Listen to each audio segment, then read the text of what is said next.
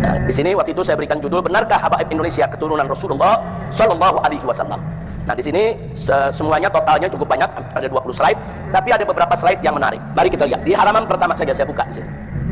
Kita lihat nasab Ali Ba'alawi. Nah, coba lihat nasab Al-Ba'alawi. Paling atas Nabi kita Muhammad Shallallahu Alaihi Wasallam. Beliau punya putri yang bernama Fatimatus Zahra. Fatimatus Zahra dengan Nabi sama-sama wafat tahun 11 Hijriyah.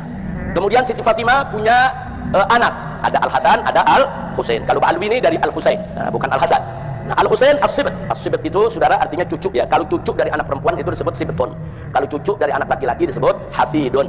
Nah, ini kan Sayyidina Husain ini cucu dari anak perempuan, yaitu cucu Nabi dari Fatimatus Zahra. Nah, Sayyidina Husain wafat tahun 61 Hijriah ketika terjadi tragedi Karbala. Nah, ternyata di padang Karbala ini ada beberapa anak Sayyidina Husain dan beberapa anak Sayyidina Hasan yang masih kecil selamat dari pembantaian. Jadi kalau ada yang bilang, oh mereka sudah mati semua, bohong. Nah, dulu ada yang nyerang begitu, turunan Nabi udah nggak ada, kata dia, karena Nabi nggak punya anak lagi, dibantah oleh para ulama. Nah, gagal, mereka tuduh begitu, mereka bilang, iya turunan Nabi memang ada, tapi kan udah mati semua di padang Karbala. Dibantah lagi oleh para ahli sejarah. Nah, kemudian mereka mulai beralih, menyerang yang lain. Jadi satu serangan gagal, beralih ke yang lain. Satu serangan gagal, beralih kepada yang lain. Nah, kemudian mereka mulai menyerang siapa? Imam Ali Uraidi yang mereka serang. Kata mereka Imam Ali Uraidi itu bukan anak Ja'far Shadiq. Dibantah lagi oleh sejarah. Ternyata Imam Ali Uraidi namanya ada di kitab Jarh wa Ta'dil, ada di dalam Kutubul Hadis, ya kawan, karena termasuk perawi hadis. Nah, kemudian mereka mulai serang Imam Ahmad Muhajir. Itu yang saya kasih tanda merah itu, ya kawan. Diserang Imam Ahmad Muhajir. Nah, ini di tahun 2015, ini yang saya buat jawabannya untuk mereka, ya kawan. Nah, jadi sekali lagi mari kita lihat dulu nasabnya. Dari Nabi ke Fatimatus Zahra, dari Fatimatus Zahra ke Al-Husain. Nah, anak Sayyidina Husain yang merupakan datuknya Ba'alawi adalah Al-Imam Ali Zainal Abidin. Sebetulnya namanya Ali Al-Ausat. Namanya Ali Al-Ausat. Sayyidina Ali itu anaknya ada tiga. Sayyidina Husain pada saat terjadi pada tragedi Karbala ada tiga anaknya bernama Ali. Ali Al-Akbar, Ali Al-Ausat, Ali Al-Asghar. Ali Al-Akbar sudah dewasa, dia yang menjadi panglima perang bapaknya waktu terjadi tragedi Karbala, dan dia yang maju paling depan untuk menghantam mereka-mereka yang ingin membantai keluarga Nabi dan gugur sebagai syahid. Sedangkan Ali Al-Ausat saat itu masih remaja, usianya diperkirakan sekitar 16-17 tahun, lagi sakit demam, sakit keras, dan ada di kemah. Dia tidak bisa perang. Jangankan perang, berdiri saja dia tidak mampu. Dia dijaga oleh bibinya, oleh adiknya Sayyidina Husain yang bernama Sayyidah Zainab. Sayyidah Zainab yang menjaga dia dan menjaga anak-anak kecil, keponakan-keponakan Sayyidina Husain di dalam kemah. Sementara di luar lagi berkecamuk perang yang tidak seimbang. Sayyidina Husain bersama keluarga dan sahabat hanya 72 orang jumlahnya, sementara yang menyerang lebih dari 3.000 orang, ya kawan. Jadi satu pertempuran yang tidak seimbang. Tapi Ahlul Bait menghadapi dengan gagah, tabah, dan dengan keberanian luar biasa. Kemudian Sayyidina Husain punya yang namanya Ali Al-Asghar, yang paling kecil, itu masih bayi. Usianya sekitar 6-7 bulan. Saudara, di dalam kemah dia kehabisan susu. Susu ibunya sudah tidak keluar. Air sudah tidak ada. Sementara keluarga Nabi dikepung di padang Karbala, tidak boleh mendekati sungai. Nah, kemudian Sayyidina Husain dengan beberapa orang mencoba untuk menyelinap, saudara, sembunyi-sembunyi, berhasil mendekati sungai untuk memberikan si bayi ini air, saudara. Karena ini anak udah kehausan. Nah, begitu sampai ke pinggiran sungai, tiba-tiba sebuah anak panah meluncur mengenai si bayi dan bayi meninggal dunia. Akhirnya Sayyidina Husain diusir lagi, kemudian beliau balik badan, terus kembali ke kemah lagi, ya kawan. Nah, jadi artinya di sini ya anak cucu Nabi di situ banyak yang terbunuh, tapi tidak semua mati. Sehingga keturunan Nabi sampai saat ini tetap ada. Alhamdulillah. Kemudian Imam Ali Zainal Abidin punya anak Muhammad Al-Baqir radhiyallahu anhu. Nah, Muhammad Al-Baqir, saudara. Nah, Imam Muhammad Al-Baqir ini, saudara, sangat terkenal. Nggak ada yang nggak tahu. Oh iya benar, Imam Muhammad Baqir itu memang anak Ali Zainal Abidin. Ali Zainal Abidin itu memang anak Sayyidina Husain. Nggak ada ulama yang nggak kenal itu sepanjang zaman, saudara. Dan keberadaan Muhammad Al-Baqir pun juga sebagai perawi hadis. Itu yang perlu kita tahu. Kemudian Muhammad Al-Baqir punya anak Al-Imam Ja'far Shadiq. Nah, punya Imam Ja'far As-Shadiq. Sebetulnya Al-Imam Ali Zainal Abidin punya anak, ada lagi satu, namanya Zaid ibn Ali. Adik daripada Muhammad Al-Baqir. Saya tidak masukkan di sini karena kita hanya bicara nasab Ali Ba'alawi. Nah, Zaid itu juga mati terbunuh. Zaid itulah yang akhirnya diimamkan oleh yaitu mazhab Zaidi, saudara. Nah, kalau kita tahu mazhab Zaidi, itu Imam Zaid putra dari Imam Ali Zainal Abidin.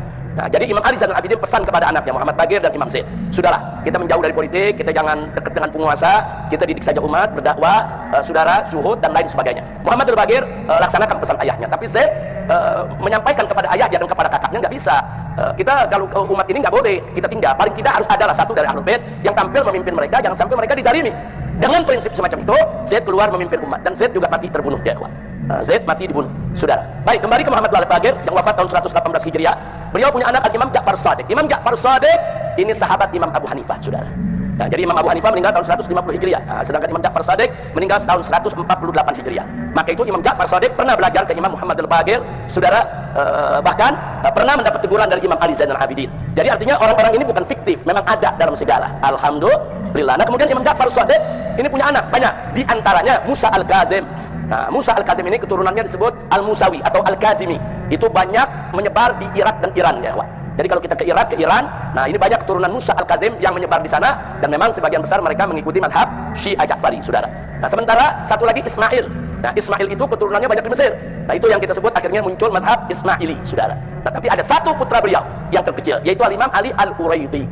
Nah, Imam Ali Uraidi ini tinggal di desa Uraid. Uraid itu nama desa di pinggir kota Madinah. Nah, waktu saya pertama kali sekolah di Saudi Arabia, saya pernah berusaha untuk ziarah dan saya dapatkan. Waktu itu saya ikut rombongan Habib Zain bin Smith, saya punya guru, rame-rame bersambungan dengan para santri. Kita ziarah ke masjid Al-Imam Ali Uraidi dan magamnya di samping masjid ya, kawan. Jadi itu masih ada. Tapi beberapa tahun yang lalu, setahu saya 10 tahun yang lalu, itu diratakan oleh pemerintah Saudi. Jadi masjidnya sudah dibongkar, rata, magam Imam Ali Uraidi juga dibongkar, saudara.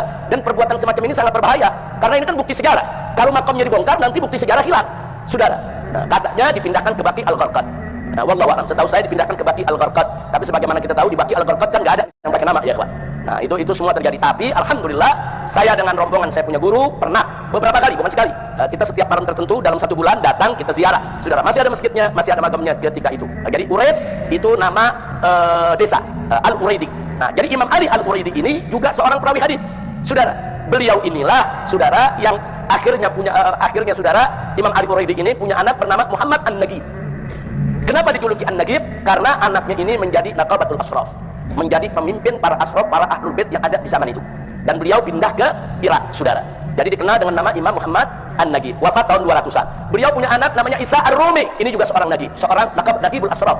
Dia seorang Naqibul Ashraf itu kalau kayak kita kepala sukunya lah, daripada ahlul bait Nabi alaihi salatu wassalam. Nah, beliau inilah yang punya anak Imam Ahmad Al-Muhajir, saudara, yang wafat tahun 345. Nah, kemudian bagaimana kok bisa sampai ke Yaman ini? Imam Ahmad Muhajir enggak lahir di Yaman. Dia di Irak, saudara, bersama ayahnya. Nah, cuma ketika beliau tinggal di Irak, terjadi fitnah Qaramitoh. Nah, tolong diingat, terjadi fitnah Qaramitoh. Qaramitoh itu kelompok Syiah yang sesat menyesatkan, saudara. Dan dia kelompok ekstrim, saudara, yang gampang betul membunuh orang yang tidak sejalan dengan mereka. Dan kelompok Qaramitoh ini yang pernah menyerbu Ka'bah, kemudian mencuri Hajar Aswad, dirampas, dan Hajar Aswad dibawa ke Bahrain. Nah, jadi dulu selama beberapa puluh tahun itu Hajar Aswad sempat tidak ada di Mekah, ya, kawan. Dibawa oleh kelompok Qaramitoh. Nah, Qaramitoh nyebar di Mekah, di Irak, di mana tempat ini menyebar. Nah, akhirnya Imam Ahmad Muhajir melihat fitnah Qaramitoh itu begitu dahsyat, beliau ajak keluarganya semua dan para sahabatnya, saudara, kurang lebih ada 300-an orang. Itu rame-rame, saudara, dari Baghdad, mereka rame-rame ke Madinah, kemudian ke Mekah. Nah, pada saat perjalanan itu terjadi perampasan Hajar Aswad, yang akhirnya beliau lihat ini fitnah udah kelewat batas, saudara, di mana-mana terjadi kekacauan, huru-hara, saudara. Akhirnya beliau bawa seluruh keluarga dan sahabatnya 300 orang ke Hadramaut.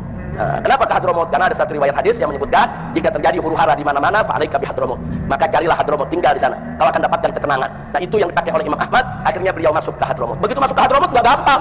Di sana ternyata di Hadramaut saat itu sarangnya kaum ini apa namanya, Khawarij, saudara. Ibadiyah itu salah satu sekte Khawarij. Ibadiyah yang paling moderat saat ini. Khawarij itu ternyata setelah mereka dulu diperangi oleh Sayyidina Ali di Mekah, di Madinah, di Irak, mereka semua larinya ke Hadramaut, ya, kawan. Hadramaut saat ini dikuasai oleh Khawarij. Jadi begitu mereka dengar ada Al-Husaini, Sayyid turunan Nabi, datang ke Hadramaut, mereka nggak terima. Jadi sambutlah dengan perang, ya, kawan. Nah, jadi artinya Imam Ahmad Muhajir dengan 300 pasukan diserbu sama 1000-an lebih pasukan Khawarij. Mereka mau dibunuh. Mereka bilang karena mereka ini Khawarij ini benci dengan keluarga Nabi, nggak suka dengan keluarga Nabi, apalagi dengan keturunan Sayyidina Ali, karena Sayyidina Ali dianggap membantai kelompok mereka, karena mereka kan berontak terhadap Sayyidina Ali, ya, kawan. Nah, jadi karena mereka sudah benci dengan Sayyidina Ali, dengan turunannya pun benci, mereka kobarkan. Itu yang disebut perang Bahrain, saudara. Jadi ada perang. Jadi kalau ada yang bilang Imam Ahmad Muhajir nggak ada, dia nggak ngerti sejarah, dia nggak tahu perjalanannya. Perang itu dicatat di Hadramaut. Dulu ada perang ini, namanya kejadiannya di sini, yang berperang siapa. Nah, ketika itu ada ribuan Khawarij menyerang, yaitu keluarga Nabi ini, saudara. Nah, begitu serang ini 300 orang. Ini kalau lihat kejadian begini, nasibnya bisa sama dengan Sayyidina Husain di Karbala atau sama dengan Zaid bin Ali, saudara, yang juga cuman pasukannya sekitar 300 dan semuanya dibunuh, Zaid bin Ali. Nah, kali ini, saudara, ternyata di utara Yaman itu ada mazhab Zaidi. Nah, Syiah itu kan ada Ja'fari, ada Ismaili, ada Zaidi. Nah, Zaidi ini cinta pada Ahlul Bait. Jadi begitu mereka dengar ada keluarga Ahlul Bait datang dari Irak ke Hadramaut mau diserang oleh orang-orang Khawarij, mereka dari utara turun membantu keluarga Nabi dan terjadi peperangan yang kita sebutkan barusan, dan akhirnya mereka menang. Begitu mereka menang, Khawarij terusir dari Hadramaut. Mereka lari. Kemana mereka lari? Ke Oman. Saat ini jadi negara Oman, ya, kawan. Negara Oman hari ini dari mulai sultannya sampai rakyatnya, saudara, itu mayoritas dipegang oleh Khawarij, tapi dari sekte yang moderat, sekte yang tidak lagi ekstrim, sekte yang tidak lagi mengkafir-kafirkan orang, yang disebut sekte Ibadiyah. Nah, jadi dulu mereka di Hadramaut mereka yang kuasai. Kemudian mereka terpukul kalah. Saat ini mereka tinggal di Oman, ya, kawan. Nah, dari situlah Al-Imam Ahmad Muhajir mulai, saudara, dakwahnya di Hadramaut. Sampai di sini kira-kira jelas ya. Nah, kalau ada yang mau lebih jelas lagi silakan buka saja. Saya punya video yang sudah dimuat sejak 2015 ya, Pak. Nah, dari situ akhirnya Imam Ahmad Muhajir punya anak bernama Ubaidillah atau disebut juga Abdullah. Sebagian kitab menyebut Abdullah, sebagian kitab menyebut Ubaidillah. Ini bukan kontradiktif, bukan.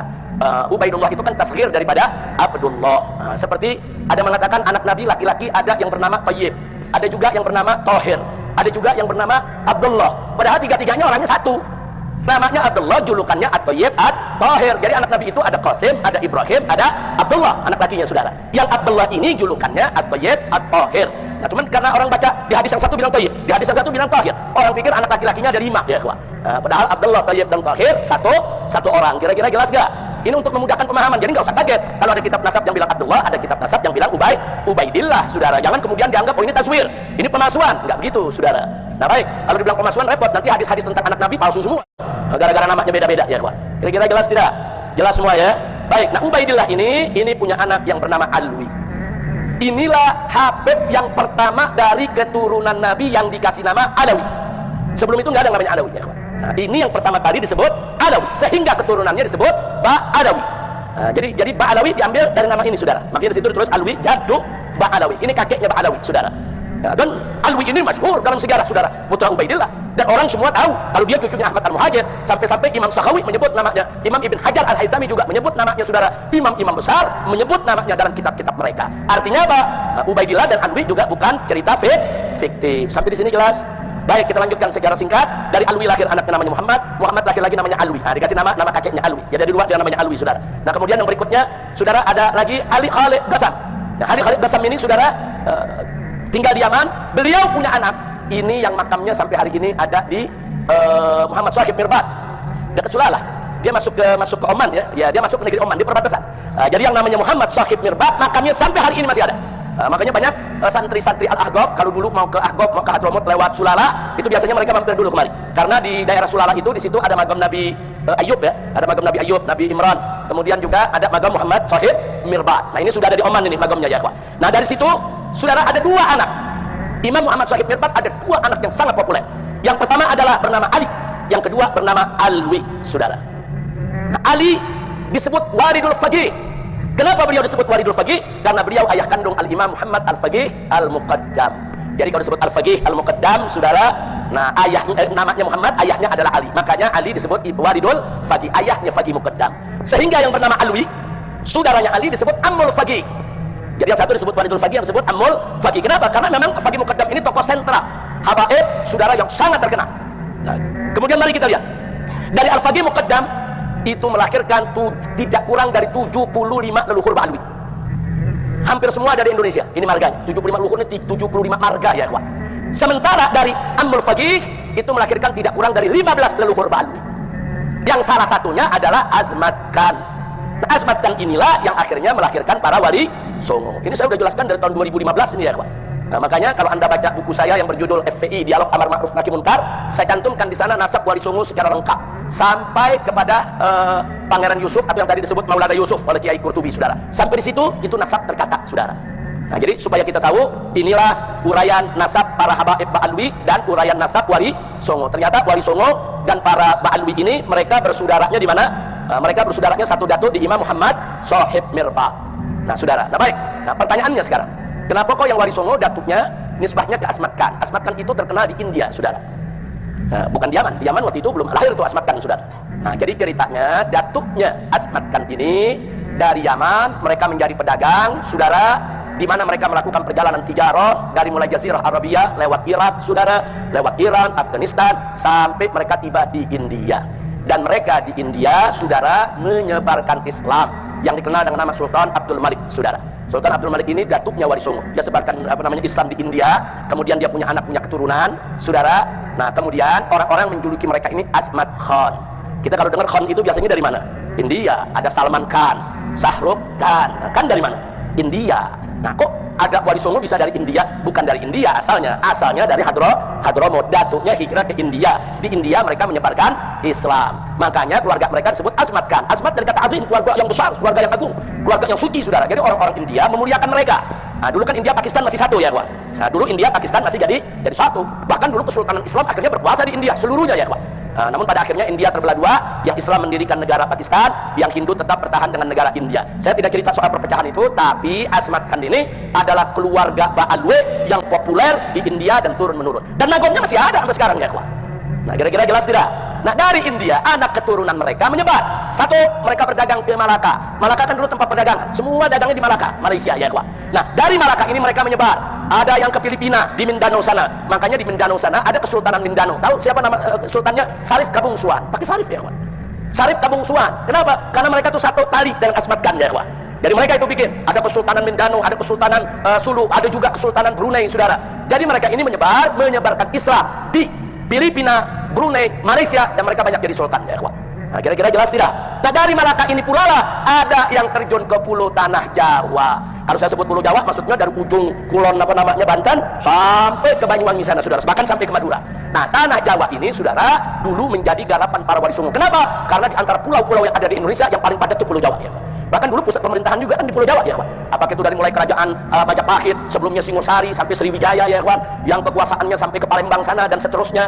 Nah, jadi mereka lah yang menyebarkan Islam di tanah Jawa ya kawan. Itu satu keluarga semua. Sarif Kabungsuan yang ada di Mindanao, Filipina Selatan, keluarga Kesultanan Mindanao, Kesultanan Sulu, sampai Kesultanan di tanah Jawa, semua satu pongkol, yaitu daripada keluarga besar Asmat Khan. Kira-kira sampai sini jelas tidak? Jelas tidak? Nah, lalu bagaimana kalau yang Baalwi, saudara? Yang Baalwi, yang habaib dari Hadramut ini, saudara? Yang dari Hadramut, yang 75 leluhur, mereka juga rame-rame berdagang. Nah, tapi saudara, mereka tidak tinggal di India, mereka juga tidak keliling Irak dan lain sebagainya. Nah, mereka menggunakan jalur laut, berlayar sampai mereka tiba di Aceh. Nah, mereka mulai tiba di Aceh, kemudian cari tempat yang layak, dan mereka temukan Palembang. Palembang itu tempat kumpulnya habaib dari yang 75 leluhur, saudara. Nah, termasuk Habib Utsman bin Yahya, pertama terjunnya ke Palembang, saudara, datonya. Nah, dari Palembang mereka menyebar, ada yang ke Kalimantan, ada yang ke Sulawesi, ada yang ke Irian, saudara. Nah, mereka nyebar ke seluruh tanah-tanah Jawa di sana, saudara.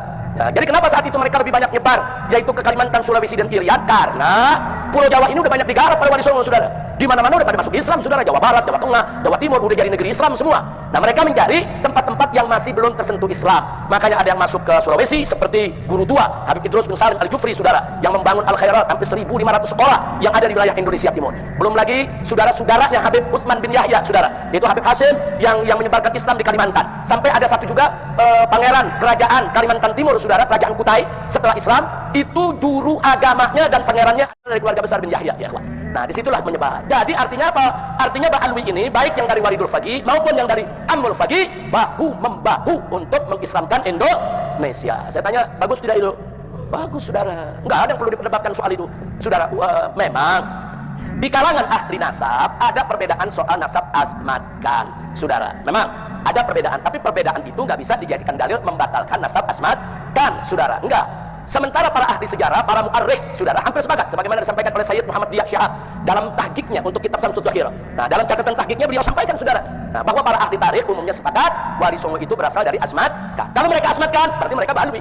Kalau mereka Baalwi, berarti mereka keturunan Rasulullah SAW. Kira-kira sampai sini jelas tidak? Jelas tidak? Nah, sekarang baik, sudah tahu seperti ini, mungkin ada mau tahu apa aja sih leluhur-leluhurnya Baalwi ini, baik yang menurunkan Wali Songo maupun yang lainnya. Perhatikan dalam kitab Aswaja yang saya buat ya kawan, menyoroti Wahabi dan Syiah. Di kitab ini saya sudah uraikan semuanya ya kawan, di halaman 215.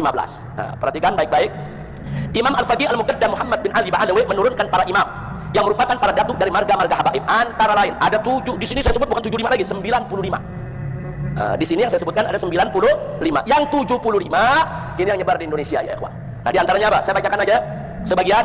1. Abu Numay, 2. Ad-Dahab, 3. Adzib, kemudian 4. Al-Attas, 5. Al-Idrus, 6. Al-Bahar, 7. Al-Baiti, 8. Al-Bar, 9. Al-Barahim, 10. Al-Barakat, 11. Al-Barum, 12. Al-Barakbah, 13. Al-Batah, 14. Al-Buftaim, 15. Al-Ghaidi, kemudian 16. Al-Khumri, 17. Al-Husn, 18. Al-Habshi, 19. Al-Haddad, 20. Al-Hadi, 21. Al-Hamadun, 22. Al-Hamid, 23. Al-Khindwan, 24. Al-Khiyy, kemudian 25. Al-Jazirah, 26. Al-Jufri, 27. Al-Junaid, 28. Al-Jailani, 29. Al-Kaf, 30. Al-Gadat, kemudian bukan Al-Haddad ya, lain lagi, Al-Gadat, saudara. Kemudian 31. Al-Kirishah, ya, 32. Al-Khamur, 33. Al-Khaneman, 34. Al-Khirid, 37. Al-Khun, 36. Al-Madhik, 37. Al-Mahdi, 38. Al-Maqnun, 39. Al-Marzak, 40. Al-Masilah, 41. Al-Masyhur, 42. Al-Muallim, 43. Al-Mudhir, 44. Al-Mugaber, 45. Al-Mukhtar, 46. Al-Munawwar, 47. Al-Musawa, kemudian 48. Al-Musayyah, 49. Al-Mutahhar, 50. Al-Ghadi, 51. Al-Gadri, 52. Al-Gutban, 53. At-Taha, 54. Al-Wahd, 55. Al-Rakhila, 56. Al-Rawsan, 57. 57 Ar-Rudai, 58 Ar-Rus, 59 As-Sakran, 60 As-Segaf. Kemudian ini disusun berdasarkan abjad ya. Ntar ada yang tanya, kok As-Segaf adanya belakangan? Berdasarkan abjad, yang A dulu baru yang B begitu. Jangan ntar As-Segaf protes ya. Ini kok As-Segaf yang justru kakak paling tua kok jadi ditaruh belakang ini. Nah, jadi jangan protes dulu As-Segaf ya. Al-Habsyi juga karena hak ya, kita taruh di hak ya, kawan. Baik, selanjutnya saudara ada 61 As-Sirri, 62 As-Sofi, 63 As-Salabiyah, 64 As-Sabsabah, kemudian 65 As-Syambal, 66 As-Syatiri, 67 As-Syaikhan, 68 As-Syili, 69 Az-Zahir, 70 Ba'agil, 71 Baharun, 72 Bahasan, 73 Bahusain, 74 Bajahdat, 75 Basyeban. Nah, ini Basyeban ini Jawa Timur banyak saudara, kiai-kiai yang dia punya nasabnya Basyeba. Nah, tentunya saudara ini nasab-nasab yang saya sebutkan ini saudara sesuai dengan data-data yang ada dari kitab nasab. Kemudian yang berikutnya lagi 76 Basmele, 77 Ba Umar, 78 Balghis, 79 Bilfaqi, 80 bin Hamid. Al-Hamid dengan bin Hamid beda ini. Ada bin Hamid. Kemudian 81 ada bin Harun, 82 bin Hashim, 83 bin Ibrahim, 84 bin Ismail, 85 bin Jindan, 86 bin Sahil, 87 bin Sumaitan, 88 bin Syaikhan, 89 bin Syihab. Syihab belakangan lagi. Yang ke-89 ya, Pak. Karena SS kan belakangan. Nah, kemudian 90 bin Yahya. Bergandengan lah tuh bin Syihab bin Yahya ya. Abang Umi itu Muhammad ya. Baik, berikutnya 91 Fada'ah, 92 Jamalul Lail, 93 Maula Dawilah. Maula Dawilah paling tua ini.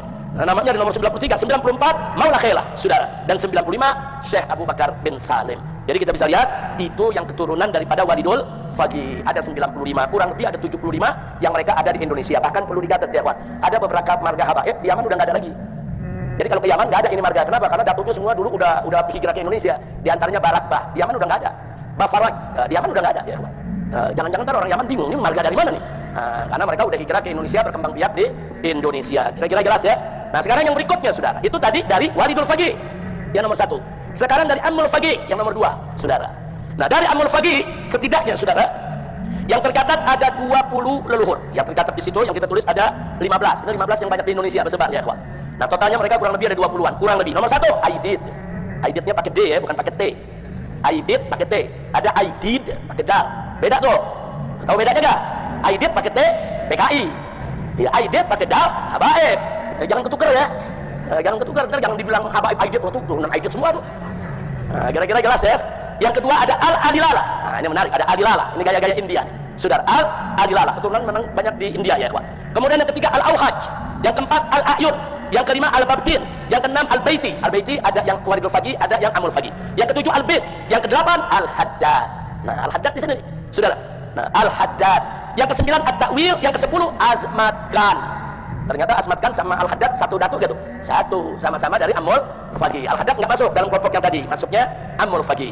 Kemudian yang berikutnya lagi saudara, yang ke-11 Ba'bud, yang 12 Bafaraj, yang ketiga Bafaqih, yang ke-13 ke-14 Bahasan, yang ke-15 Bahasin, yang ke-16 Basurrah, yang ke-16 Basukuta, yang 18 bin Hashim, yang ke-19 bin Sumaid.